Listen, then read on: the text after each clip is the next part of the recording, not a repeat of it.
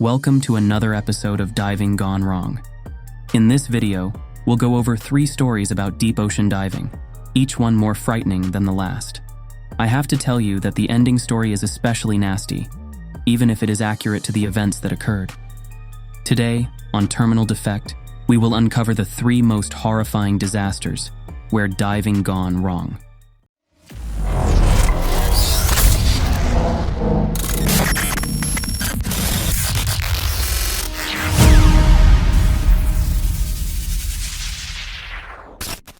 In April 2003, somewhere in the Yellow Sea, between North Korea and China's Shandong region, a Chinese fishing boat observed something unusual jutting out of the water. Initially, it resembled an antenna protruding out of the water. However, as they came closer, they noticed it was hooked to a large metal item.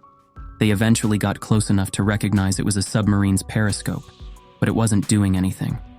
The entire time they watched it, it merely floated aimlessly. The fishing boat then contacted the Navy, which dispatched 2 boats to examine the incident. Upon arriving, the 2 Navy vessels worried that it might be a submarine from one of the neighboring countries. This would have been a very serious intrusion in the controlled waters.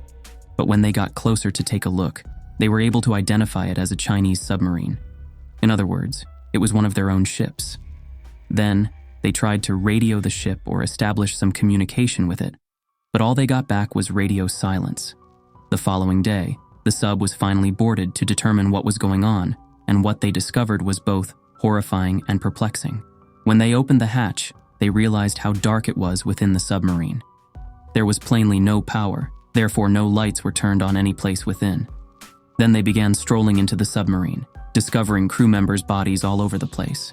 The strangest thing was that the entire crew was still at their stations, and appeared to be working before suddenly dying, as if they were unaware they were in danger. A total of 71 dead were discovered on the ship, with no survivors. Months after this discovery, and following a lengthy investigation, one commander and the commissar of the North Sea Fleet were dismissed from the Navy. In addition to those high-ranking officials, another 8 officers were all dismissed or demoted on the grounds of improper command and control. Because of the secrecy surrounding military operations, it took a long time before the truth was finally learned about what happened to the sub and the crew. Even now, it hasn't been 100% confirmed. This is the leading theory that is most widely accepted about the incident. The submarine, with a typical crew of around 55 members, was found with a total of 71 people on board, sparking speculation about the presence of additional crew. Among them was a high-ranking official and trainees.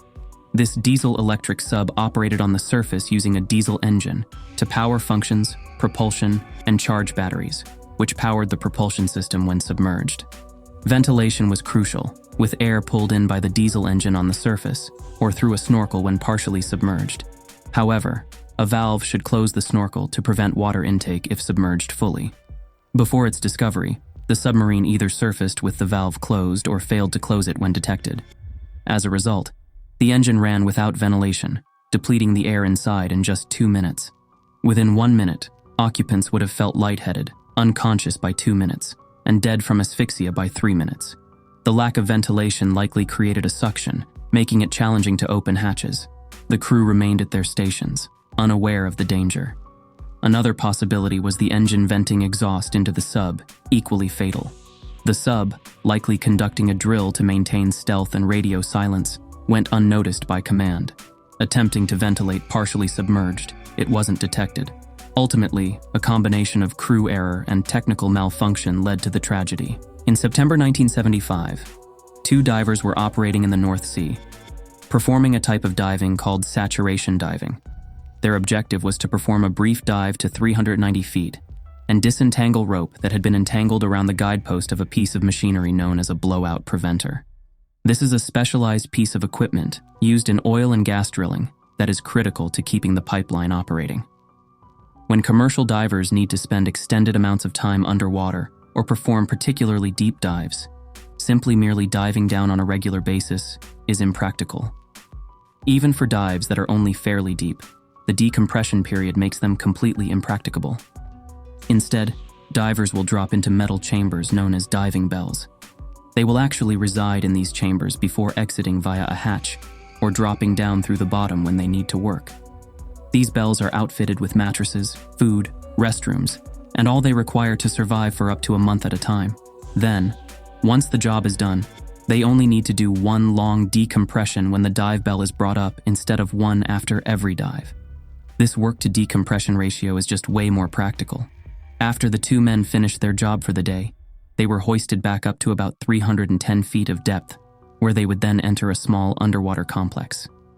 This was their living quarters for the job, which offered them just a little bit more space than a traditional bell. This complex was actually composed of 3 separate chambers. First was the bell, then on the other end was their living space, and then in the middle of those 2 chambers was a small chamber just used to transfer between the bell and the living space. At approximately 9:50 p.m., the bell made contact with the transfer chamber, which the divers then sealed together.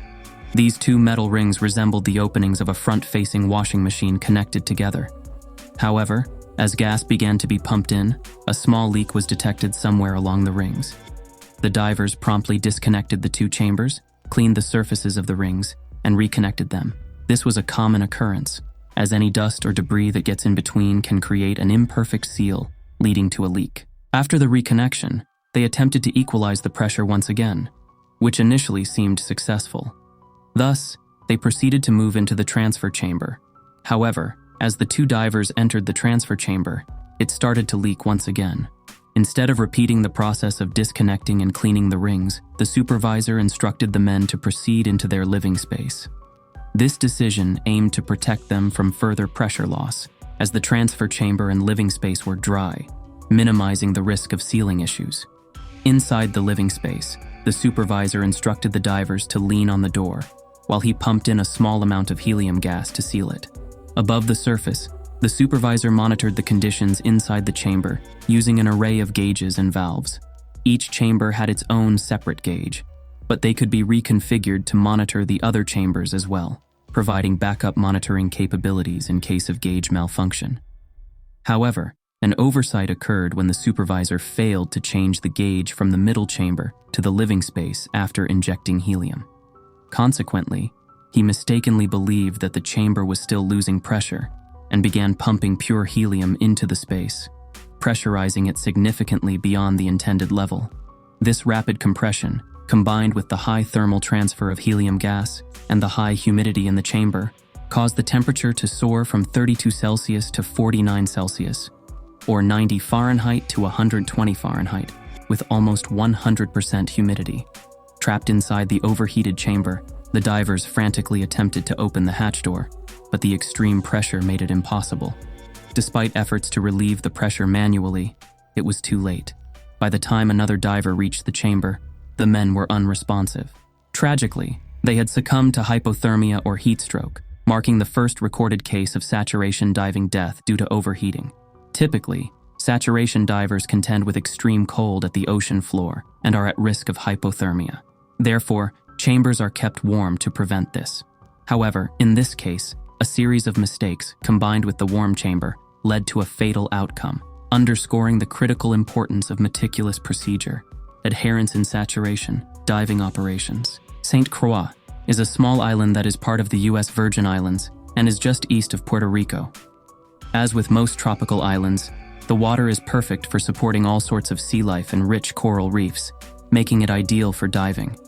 And although the entire island is surrounded by rich diving spots, there is one spot in particular that is famous because of a unique feature. This is a spot known as the Cane Bay Wall. What makes the spot unique is that just a couple of 100 feet from the shore, the water goes from 40 feet deep to 13,000 feet, 12 to 3,962, deep in a single, almost vertical drop.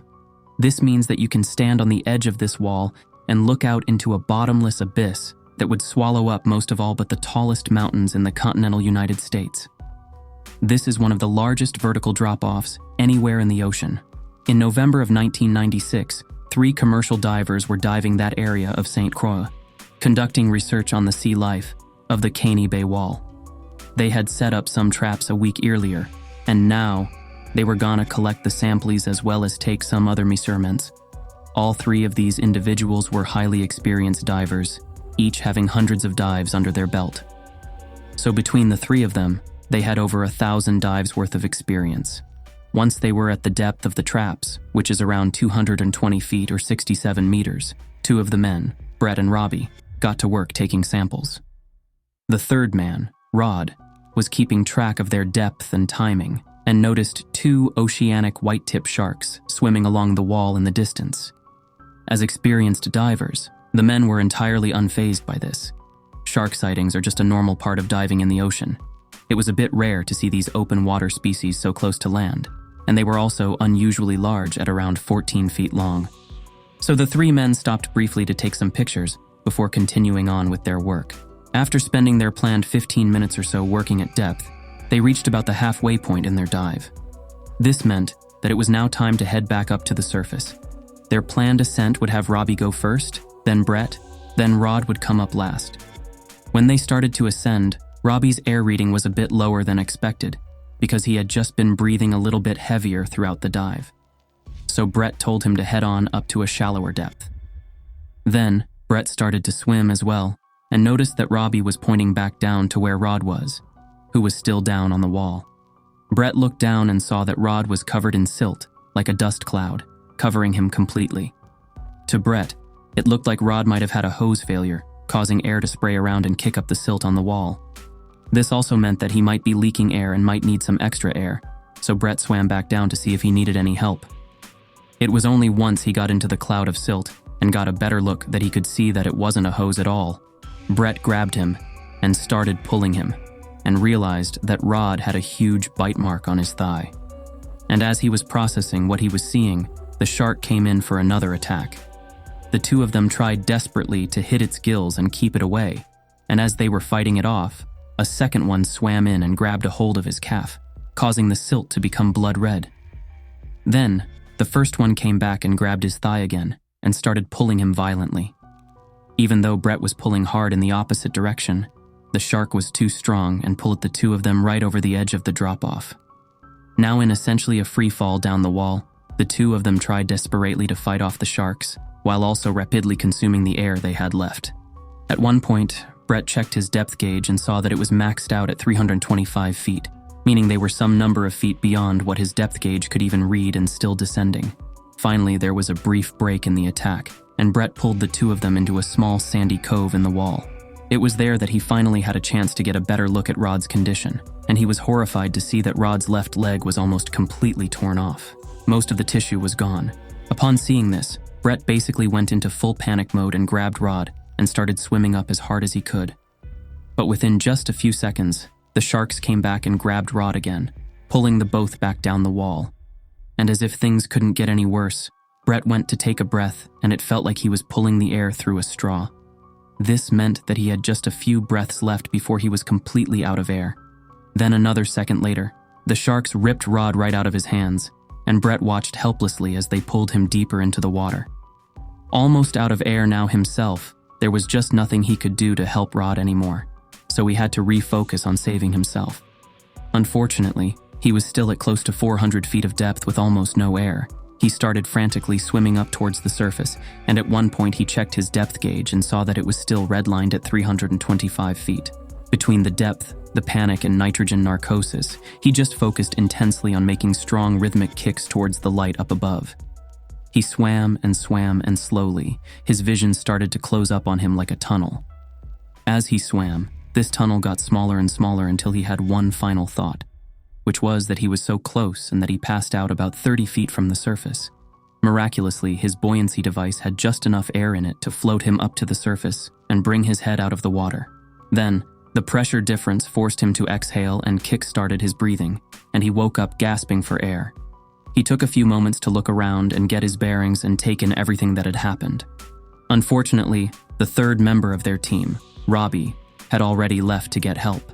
The last thing he saw was the two of them go over the wall covered in blood, so the reasonable thing to do was assume they were dead and go get help.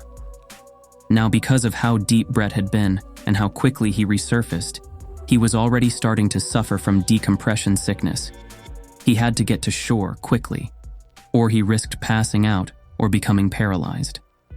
He got into shallow water, ripped off his scuba gear, and then ran to the nearest couple on the beach. He quickly told them who he was and that he had decompression sickness. Then, he told them which truck was his, where his keys were, and that there was a clipboard on the dashboard with emergency instructions. And just as he finished giving them those instructions, he passed out again. Although this was obviously a terrible situation, Brett was also incredibly lucky, because the couple he had run into was a doctor and a nurse who were also familiar with decompression sickness. They quickly ran to his truck, grabbed the instructions, and then ran over to the phone at a nearby hotel. They called the Marine lab he was employed by, who quickly called a medevac plane to come get him. From there, he was airlifted from St. Croix and flown to Puerto Rico because there weren't any decompression chambers on the island. Almost like something out of a movie, they ran out of oxygen on the plane he was in and had to land it on a highway, which was also coordinated with a helicopter landing to take him the remaining distance to the hospital. Finally, he got into a hospital and made an almost full recovery with some lasting effects from the decompression sickness. Unfortunately, Rod's body has never been found. Brett would later learn that there was a ship in the area emitting a low-frequency vibration that had attracted the sharks in the first place. It just wasn't known at the time that this could occur, ultimately resulting in the brutal attack. That's all from Terminal Defect. Please like, share, subscribe, and turn on the notification for more amazing content. Thanks for watching.